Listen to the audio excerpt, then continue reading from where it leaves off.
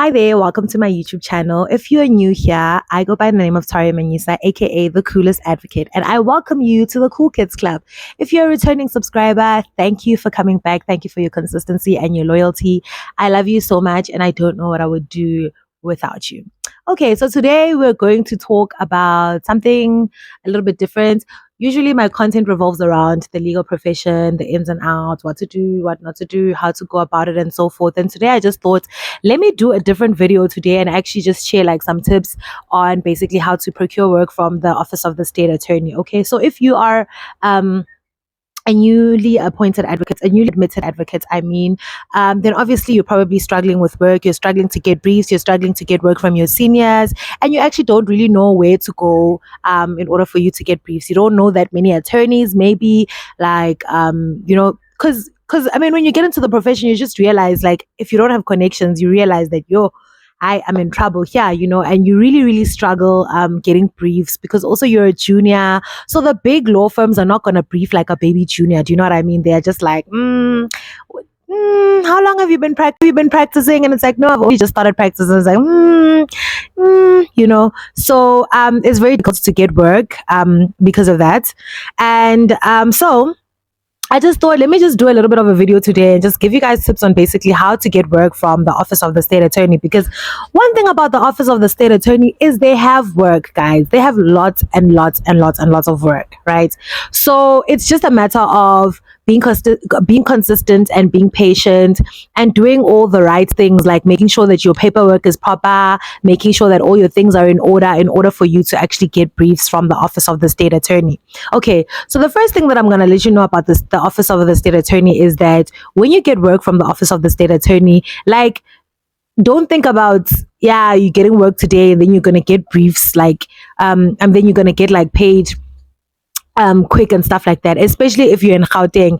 In this division, it's crazy because when it comes to Joburg and Pretoria and stuff like that, there's a high possibility that you might get your payment like 3 months after you get a brief. So you must just do the work and just know that you've got money on paper. Like, that will save you so much trouble, so much heartache and stuff like that, because a lot of firms in Joburg practice the 97-day rule, including the Office of the State Attorney. If you're lucky, you can get paid soon. You can get paid within 30 days, depending on who you know, also depending on, who your attorney is and stuff. But some attorneys, they literally max out that 97 days. So yeah, like, you just need to relax. You just need to tell yourself, okay, I've done the work, at money on paper. 3 months from now, I'm going to get work. Mila, please, you're disturbing me. I'm going to get work. Right. So yeah, so that's the first thing that I'm going to let you know about the Office of the State Attorney. Don't think that you're going to get rich quick, child. It's not going to be like that. It doesn't work like that. Yeah. So before I get into it, let's just observe all protocol. Please like, subscribe, and turn on your post notifications. Guys, I don't get paid to make these videos. I don't get paid by anybody to give out this information. I'm not sponsored by anybody. I actually take my time to sit down, share these tips, share this information, edit these videos, which takes a really long time. And like, it would be really nice. I would really appreciate it if you could like, subscribe, and post notifications, and also share this video, because the more views I get, the quicker I am to monetization, and the quicker I am to actually getting paid for creating these videos, which will make it much more easier for me to create more content consistently, because I'm taking up a lot of my time to sit down and do this. And I'm doing it not because anybody asked me to do it, but because I want to assist people, and I am trying to give out information that I wish I had received or known when I got into practice. Okay, so yeah, please just like, subscribe, turn on your post notifications, and share the video. It's literally 2 seconds to do that.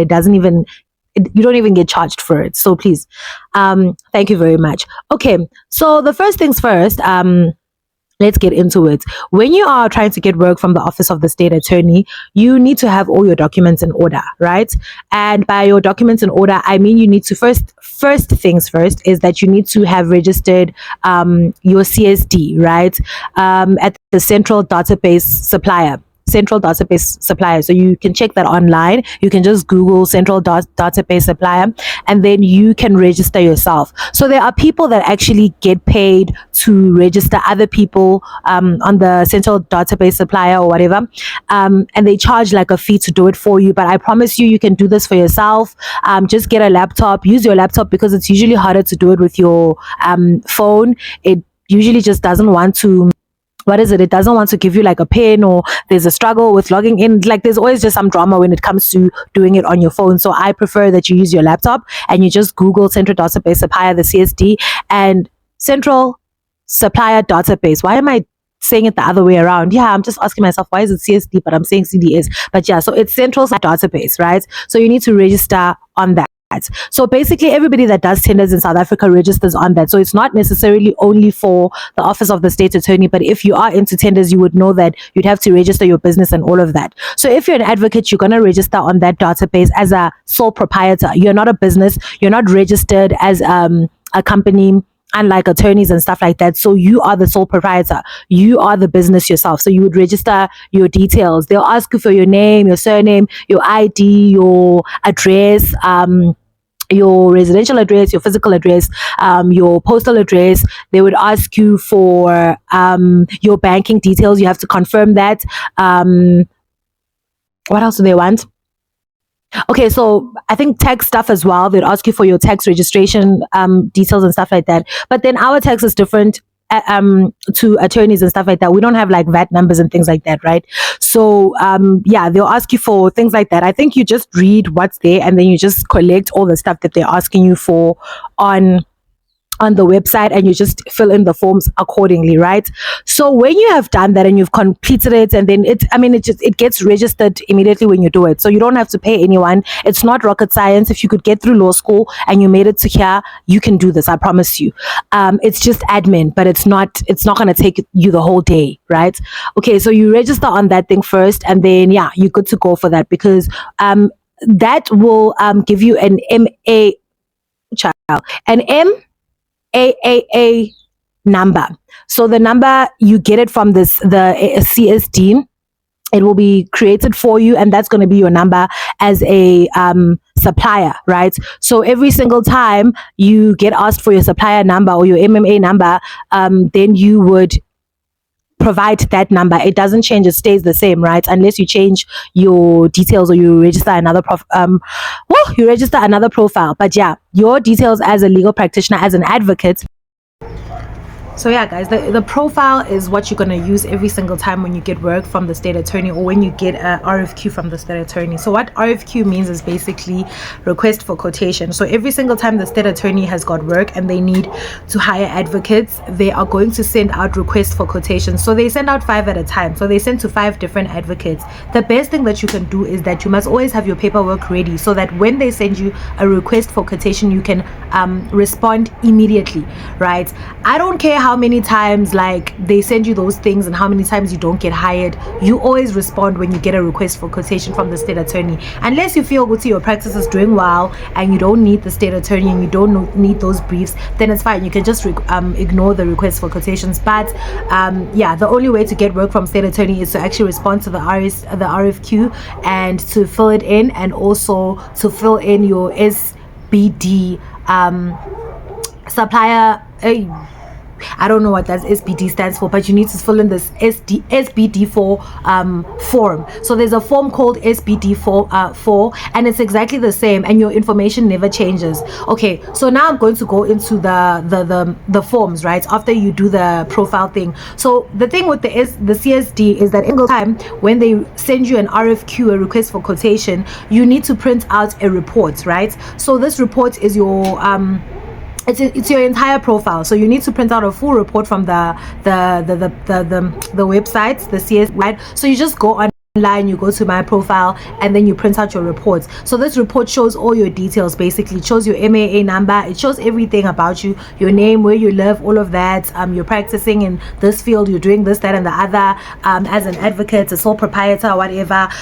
It shows all your information, your banking details, and all of that. So you're registered with them. Okay, so you're gonna have to fill that in. Okay, I mean, you're gonna have to print that out, but you don't really have to print it. You just download it from the website, and then you save it. And then the forms that they're gonna send you is they're gonna send you a request for quotation, and they're gonna send you SBD form. So listen up and yeah, listen up and pay attention. Okay, so the SBD form, right, it has questions like about your full name, your surname, obviously your ID number, of course.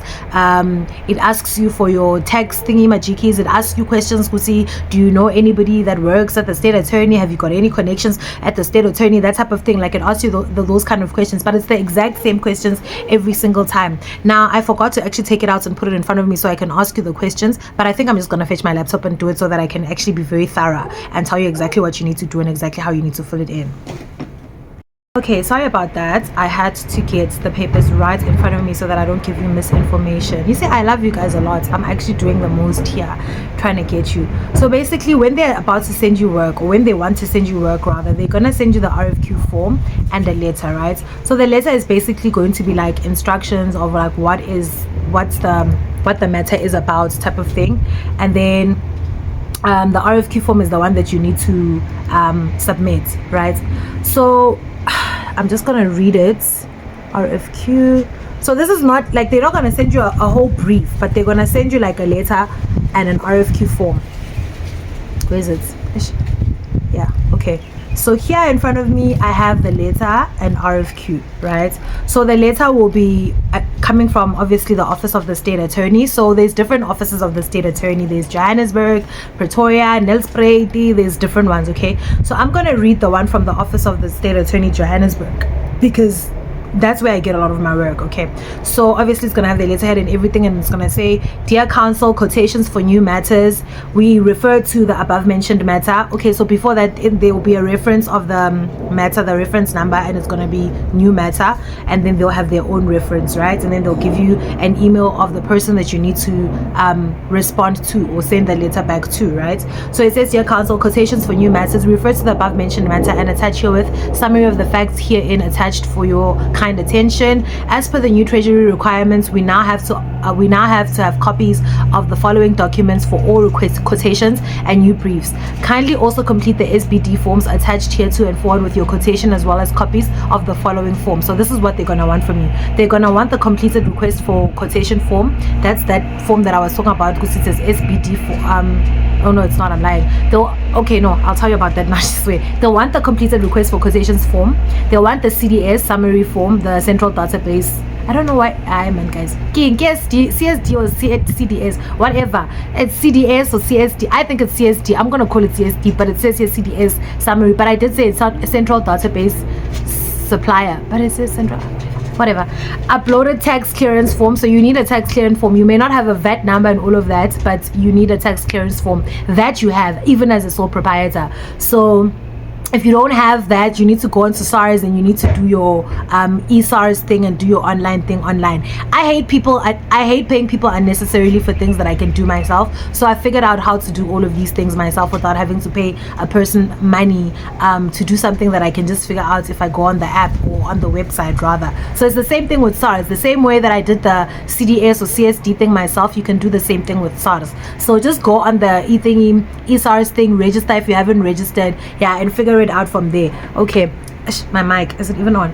Okay, so then yeah, the updated tax clearance form, that's where you'll get it from. The proof of registration for VAT, this only applies to people that are registered for VAT, and that would be your attorneys and people that have registered businesses. You are an advocate, so you're a sole proprietor. You don't have this. Okay, so SBD4 form, that's, I've already spoken about that. The letter of good standing from the LPC. So don't make the mistake of thinking that you can get away with not paying the LPC for your fees, because if you don't pay your annual fees at the LPC, you won't be able to get a letter of good standing from the LPC. stating that you are in good standing, which means that you cannot get work from the state attorney, because the only way to get work from the state attorney is if you submit all of this information and all of these documents, and these documents include the letter of good standing. It's very important. You can't submit one without the other. Everything needs to go together. So it's a total of like 4 of 9 of 8 things that you need to send. Is it 8? 1 2 3 4 5 6 7. It's 7. I don't know, but I always send like 8 things or 9 things. Oh yes, I send 8 things because I have a letter which I'm going to tell you about, which is my trick. Once I started making that letter, that's how I started actually getting the work faster. So that's to them. It kind of makes you look more professional. It makes you look more serious about life and stuff. And yeah, they just, I don't know, ever since I started sending that letter, I got that tip from one of my seniors and I started using it and it worked. Voila, like I've never sent a request for quotation and not gotten work, unless really, like, you know.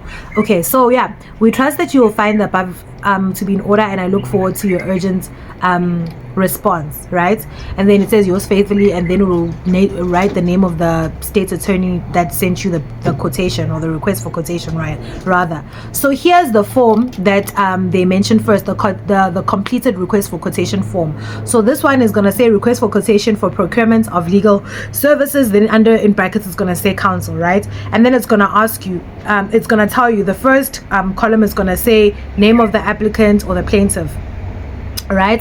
And then the second one will be the name of the respondent or the defendant, and then the third will be the case number, fourth will be the forum, fifth will be the attorney of record, which is obviously state attorney, but they'll show you the name of the actual state attorney that you're going to be working with. And then 6 is the state attorney's file reference number, right? And then 7 will be the client department, which is infrastructure. The brief that I'm looking at right now is an infrastructure brief. Okay, so the nature of the matter is a lease agreement. Okay, so application, description by attorney of record not available, motion, and then quantum, it's gonna talk about the amounts, but that's not for you. You don't have to fill that out, you just leave that.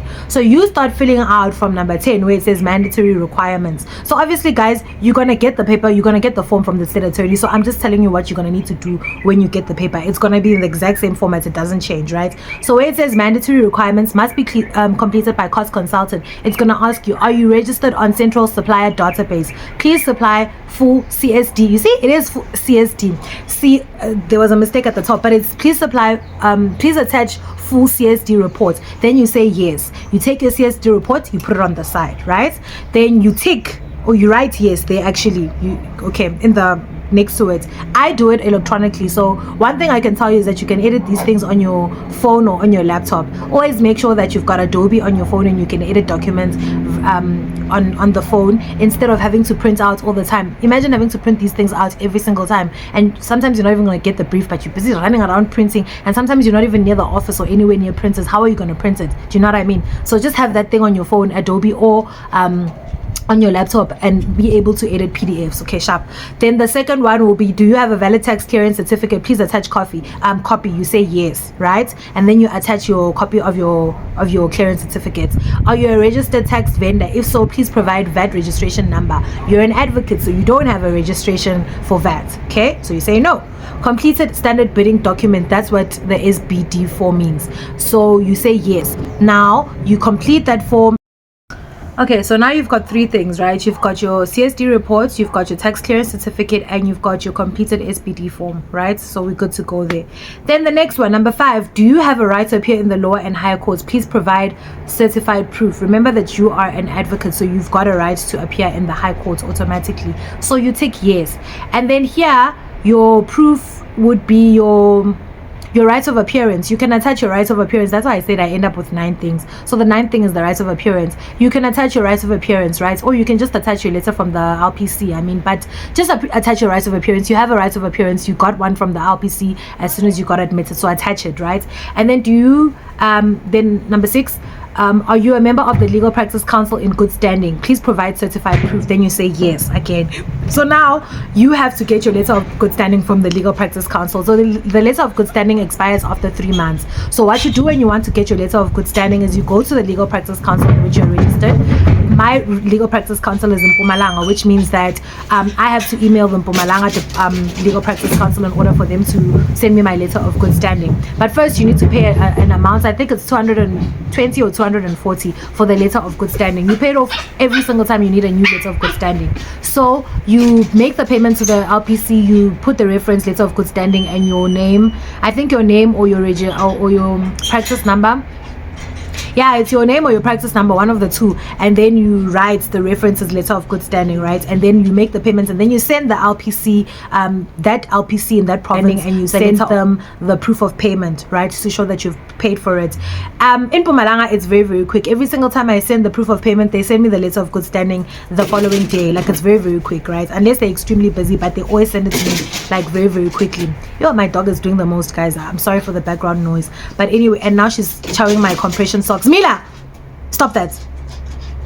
She's trying my compression socks. I had surgery, so now like I have compression socks that I have to wear. So I'm wearing one pair and the other pair has been in my room, so I guess she went to install it. But anyways, yeah, so you have to then wait for them to send you the letter of good standing. If they're not sending it, you must call them and tell them to hurry up because you need it. You know, just ask them nicely, they'll do it for you. Yeah, okay, so then it says attach CV. Remember, Guti, this is not a CV for a job application. As an advocate, you are supposed to have a profile. If you don't have a profile, please get to it today. Like, ask some of your colleagues or your seniors to show you what your profile is supposed to look like, so that you can actually get a picture of what the profile is supposed to entail. It's basically where you are, your chambers, where you're sitting, your contact details, your emails, of course, the address of your chambers, where they are. I've already said that, your practice number, your qualifications and stuff like that, your fields of expertise, where you accept instructions and stuff like that. That's what's going to be in your profile. And of course, a picture of yourself. Make it pretty, make it professional, so that attorneys can also take you seriously. When you send it to them, they can see, okay, you're professional, you're doing the right things. Okay, so the last thing, the main trick that is not on this requirements, on this list of requirements that they have, is make yourself a letter. So I have a letter, right, that it's like a standard letter that I always send to the state attorney or anybody actually who asks me for what's this now, for a quotation or for my fee tariff and stuff like that. So this letter, you must always have it in Word document, so that you can just change the parties, because like you're gonna get a brief from the parties, and then the parties are not gonna be the same and stuff like that. So you're gonna have to just change. So let it have your letterhead. Your letterhead would be the letterhead of your bar, of course. So mine is Pabasa, and then it says Advocate Matari Manyisa, a member of the Pan-African Bars Association of what, and then it has the address and stuff like that, and then it has my email addresses. Then obviously it has the date at the corner, at the top left corner. Is this left or right? The top right corner, there's a date, right? So obviously you're going to change the date every single time depending on when you get the brief or get the request for fees or whatever the case may be. So this one is a standard one that I always send to state attorney. This has proven to work magic for me. You know what, my senior gave me this tip. Until this day I use this tip. It just makes it more professional, it makes it more straightforward. You still have to submit all the other stuff, but just by looking at this letter alone, the state attorney already knows all the information that they need to know about you. The first thing would be to state attorney email, the name, the email address of the attorney that sent you the request for quotation. The reference will be the reference number of the case, and then RE would be the name of the case. So for instance, here I'm going to say Matari Manyisa versus Minister of Police, right? Okay, so then it says, dear sir, madam, as per your email requesting quotation, then you say 1, my hourly rate and day fee rate is at, okay, so with state attorney in your second year, like last year was my second year of practice, so in my second year of practice, unfortunately they make up tariffs for us. We don't get to choose our own. Yeah, unfortunately they make up tariffs for us, so we don't get to choose our own. So in your second year of practice, your tariff is going to be 750 per hour. So my first point is hourly rate and daily fee rate is 750 per hour and 7,500 daily from 2 February 2024. So now I'm in 2025, right? So I'm going to change the same letter, and I'm going to change my hourly rate, and I'm going to change my day fee. So I assume, because now I'm starting my third year of practice, that my hourly rate is going to be 800 per hour and my daily rate is going to be 8,000 daily from 2 February 2025. This is with the state attorney only. This is not my real rate in private practice. In private practice, my rate is much higher than this. yeah, more than 2 times higher than this. But at the state attorney, unfortunately, all of us have to comply with the rates and the tariffs that they've given us, including your SCs. Nobody is raking it at state attorney. Okay, so yeah, the only way to rake it, I'll tell you later, is through perusal. Like when you get really nice briefs like your reviews and stuff, perusal is where it's at. That's where you make your money. But yeah, anyways, we'll talk about that another time. So yeah, number 2 is date of admission as an advocate at the bar. So my date of admission is 28 October 2022, so you put that there.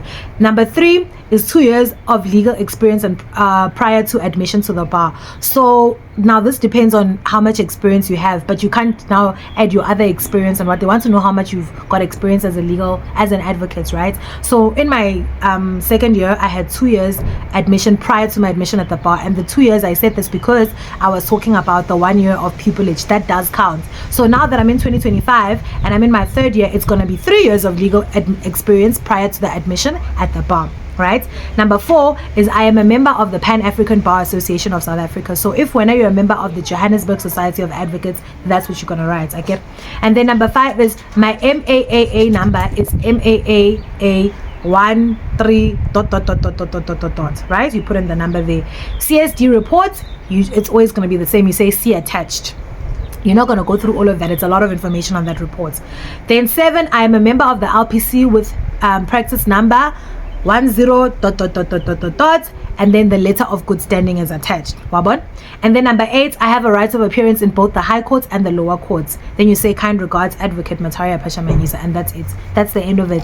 So every single time they send you a new brief, you change the name of the state attorney. So if it's state attorney Joburg, you change it to Joburg. If it's state attorney Pretoria, you remove the Pretoria and you add remove the Joburg, you add Pretoria. When it says email, you change the name of the email address or the email address of the name of the attorney that sent you the RFQ, and you put the new email address. Then reference, you change the reference number and you put that other one. So you need to be meticulous, guys, because you can't be making silly mistakes doing this thing. You need to actually take your time. You can't now be sending back this letter to the state attorney with all your documents with a reference number of another case. This thing, you're going to be ignorant and you're not going to pay attention to detail. It's going to cost you in practice. You need to pay attention to detail. You can't make those kind of mistakes, because you're going to end up making those mistakes in practice as well, where you're using somebody else's precedent or their application to draft your own application, and then you don't change the case numbers, you don't change the name of the parties, you've got his instead of her on an application and stuff like that, and then the judge is cussing at you in court and you're making a fool of yourself as counsel because you didn't read your papers.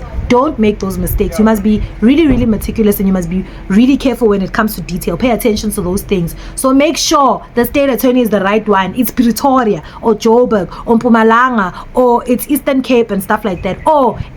And then you make sure the email address is the correct person's email address and name. Because if I was a state attorney and I sent you a brief or a request for causation, and then you send me somebody else's name, I'm going to say, oh, this person doesn't take me seriously. Why must I give you work when you can't even make sure that the information on a 2-page letter is correct? Please be serious. I'm not going to give you that brief. Anyways, yeah, the reference number, make sure it's the right one. The case number, make sure it's the right case number. Okay, that's it for now when it comes to the letter. Please, guys, make this letter. It will really help you a lot in practice. It's done a lot for me in practice. Okay, so now going back now after that attached CV thing, going back to that form again, the request for quotation form. Then there's a scoring criteria. Pay attention to this because it matters. Okay, so there's going to be a PDI status. This is for the scoring criteria. So you get points based on whether you're female, you're male, you're white male, or whether you're female or you're male or you're white male, right? So the PDI status, there's going to be female. That's 10 points if you're female. So female get preference now because of the new the new policies and stuff like that. They get preference because obviously we're struggling in the profession, and the profession, the way it's set up, women, you know what I'm talking about. So if you're a female, you tick X next to female, and then it's 10 points for you, right? And then if you're a male, you tick X next to male, that's 5 points. But if you're a white male, you tick X next to white male, that's 2 points. Location of practice, indicate by an X. Within the province of Gauteng, you tick X. Outside the province of Gauteng, you tick X. If you're within the province of Gauteng and you tick X, that's 10 points. If you're outside the province of Gauteng, it's 5 points, right? Doesn't mean you're not going to get the work, but it's less points. You're more unlikely to get the work as opposed to the person who scored higher than you in the scoring criteria. Okay, so then the functionality, number of years as a legal or practicing as a legal practitioner, please indicate or please circle number of years. Okay, so there's like 1 2 3 4 5 6.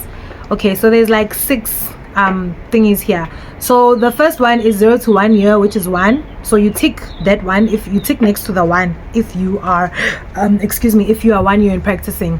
1 to 3 years, you tick next to the 2 if you are practicing for 1 to 3 years. If you are between 3 to 5 years, you tick between the 3. You tick next to the 3. If you are between 5 to 8 years, you tick next to the 5. If you're 8 to 10 years, you tick next to the 8. You tick if you're 10 to 10 years and above, you tick next to the 10, which is like there's blocks. You will see it when it happens. There's blocks, so you tick on the second block. Then years of relevant experience, please circle number of years. So the first block says 0 to 1 year, then the year is 1. The second one says 1 to 2 years, 1 to 3 years, then the number next to it is 2. So for me, obviously last year I was ticking next to the 2. Then 3 to 5 years, you click next to the 3. 5 to 8 years, you click next to the 5. 8 to 10 years, you click next to the 8. 10 to 10 years and above, you click next to the 10. So obviously, because I'm in my 3rd year now, I'm going to be ticking next to the 3. Okay, number of relevant cases dealt with, please circle number of cases. Yeah, you see here, I'm going to tell you to use your discretion, ne? Because obviously you're doing 0 to 1 cases, you're going to tick next to the 1. If you've done 1 to 3 cases in Minister of Police Matters, you'll tick next to the 2. If you've done 3 to 5 cases, you'll tick next to the 3. If you've done 5 to 8 cases, you'll tick next to the 5. If you've done 8 to 10 cases, you'll stick next to the 8. What's that? Something. Huh? Something. Okay, thank you. It's not a bomb. Okay. Oh, you bought me chocolate. Thank you. That's so sweet. Thank you. Oh, guys, my caretaker bought me a chocolate. How cute is that? Like, literally, my caretaker, he does our garden and stuff like that. He bought me a chocolate. That's so cute. Okay, 5. Okay, as I was distracted. Sorry. 8 to 10 years is 8. 10 cases and above is 10. I'm not gonna lie to you guys. I will never tick 1. I will never ever tick 1. Don't tell anybody at the state attorney that I said this, guys. You learn on the job. Now I always tick at least 3. Like, I always tick at least 3. Like, do with this information as you will, please. But your chances of you getting chosen for that brief, if you say you've only done 1 case in Minister of Police Matters. And then it says, please indicate your daily fee. Now you will know your daily fee based on the tariffs. You will get the tariffs from the state attorney. I think they send the tariffs all the time when they send the letter. So you will know your tariff based on that. Okay, so my daily fee last year was 750 for the state attorney. Emphasis, your daily fee is not your daily fee in practice, in your private practice. It's your daily fee only when it comes to state attorney. Everything is less when it comes to the government, but yeah, sure. Okay, then they'll tell you that the due date for submission of quotation is 11 October 2024. This one was 11 October. So then the office of the state attorney will not consider any of quotation submitted after the date. And then signature, so and so, attorney of record, legal secretary or candidate of the state attorney. And then it will give you a date of when they sent it to you. Yeah, and then you need to sign, and then you need to put in your name, and then you need to put in the date, and then you need to send it. Luckily, my battery just died when I got to the end of that document. But unfortunately, now I won't be able to do the other document, which is the SBD form. But it's really just as simple. You already have all of this information. I basically gave you all the information, and prior, when filling in the other documents and stuff like that, you will follow your own CSD reports to fill in the information required on your SBD SBD form. And also the SBD form also asks questions like, have you ever worked for the office of the state?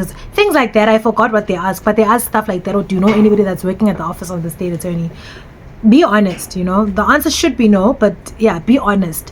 When it talks about VAT, you just say not applicable. So where it's not applicable to you, like VAT registration, you say not applicable. Because for me, I was just like, okay, what must I do now? But it's not applicable to you, you say not applicable. But where they say tax registration number, that's where you're obviously going to, tax compliance certificate or tax clearance certificate, then that's obviously where you're going to attach your tax clearance certificate, and you're just gonna say yes there. You know, it's very, very simple. It's very, very straightforward. All of these things put together, including the letter. Start with the letter, the one that I was just telling you about now, number 9. Start with the letter. Then after the letter, send the documents as they are listed, attach the documents as they are listed in your request for quotation letter, and from there on you're good to go. Then you send it to the same attorney that sent you the request for quotation. Make sure you do a follow-up if they don't acknowledge receipt of your information. Okay, sharp. So now, in order for you to get requests for quotations, here's the extreme sport, something that I need to tell you that you need to do every week, no matter how tired and how bored you are.